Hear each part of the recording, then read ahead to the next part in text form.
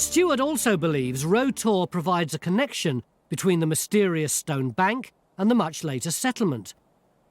He suspects both are focused on the Tor, but proving it can't be achieved by digging alone. Well, he would say that, wouldn't he? I think it's one of those sites where what's below ground actually might not be as informative as actually what's above ground. There's the stone sizes, there's the shape and size of these banks or cairns, whatever they are. We can look at how they're constructed, what they line up within the landscape. So this is a classic case. We've got to start looking at the obvious and try to understand what it's telling us. Phil? Yo. Come and have a look at this. In Phil's trench, he's beginning to suspect this bank is far from being a random pile of stones. And you got one there and another very, very flat one in there. In fact, you've got one here on edge. And what I'm noticing too, this is bang on line with the edge of the cairn. There's a load of upstanding stone. They just stick up out of the ground. Oh, yeah. And they go right the way through here. I reckon this is going to prove to be the edge of the cairn. The build-up and the makeup of it is going to be over that side, and on that side is the collapse where it's fell out. Tumble up. And I've got exactly the same thing on my side. Brilliant.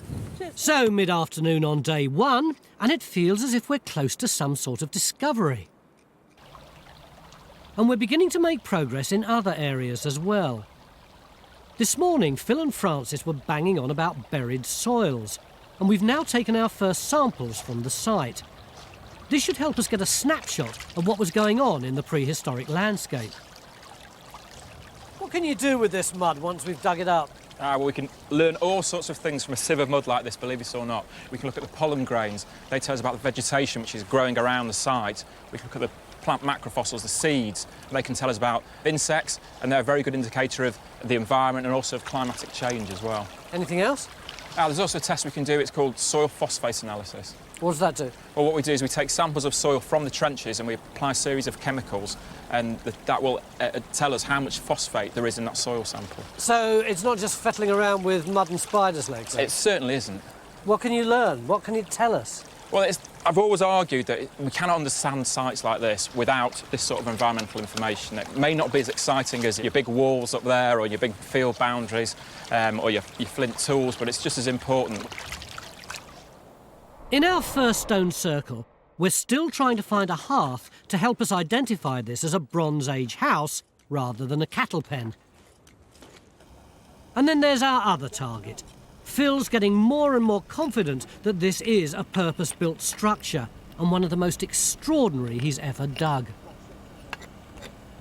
And this tiny piece of flint might be the first evidence we have that this cairn is much earlier than anything else on the site. I just get so excited about that. That is absolutely magnificent. What sort of date we're looking at for it up here?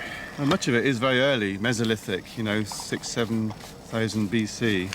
And I just wonder whether or not it's a tiny, tiny chip, whether they've got, say, a scraper or something like that, and it gets dulled, Yes. and they're actually resharpening it.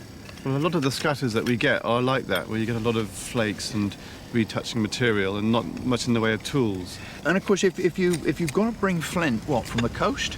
That's where we think most of it comes on Bodmin Moor. It comes from the beach pebbles that you get on the coast, about 10 miles from here, I suppose. So, in other words, this stuff is very valuable material. So if you've got a blunt flint tool, it pays you to resharpen it. Yeah. One of the things that I was particularly interested in is where it's coming from. Because what do you say it was, right down in that bottom there, Tracy? Yeah, it's just this dark soil down the dark layer down here. It's quite compacted and dry.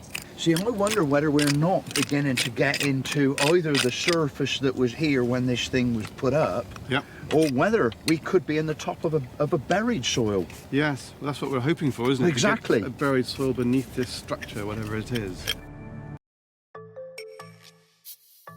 Join Time Team on Patreon to access exclusive 3D models, masterclasses and behind-the-scenes insights.